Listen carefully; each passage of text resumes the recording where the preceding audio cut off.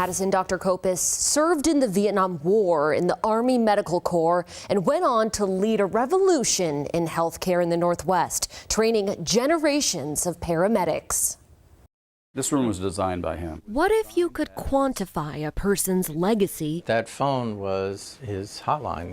He was the only one that ever called that number. By how many lives they've saved. He had a pager and a radio with him at all times. He would frequently come on at 3 in the morning and provide advice to the paramedics.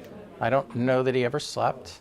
In the case of Dr. Michael Copass, legacy lives on in so many ways. It's a plausible task, as for decades he helped ensure many people returned to their jobs, to their families, that mothers and fathers still had a kid. Just by his founding of Airlift Northwest alone, helicopter and airplane service of the University of Washington. More than 100,000 critical care patients have been transported to trauma care since 1982. In 1982, they were not very common. Dr. Copass saved so many lives, it's tough to keep count. But his genius was not just about quantity. The best way to provide this high-functioning EMS system to rural communities. Above all, it was quality and equality. He saw all lives as worthy of the best care.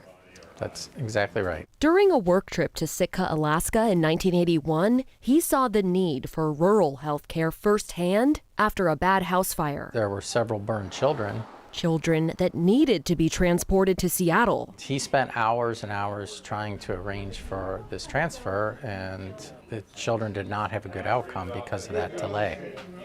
So that really galvanized him and motivated him to create Airlift Northwest. Dr. Copass maintained an inclusive standard of care throughout his career, going on to lead emergency services at Harborview for 3.5 decades. Thank you, Dr. Copass. In 2013, after suffering a stroke, he lost his ability to work. His exact cause of death on Friday is unknown at this time, but he's survived by his wife, kids, and grandkids. In studio, I'm Maddie White, King 5 News.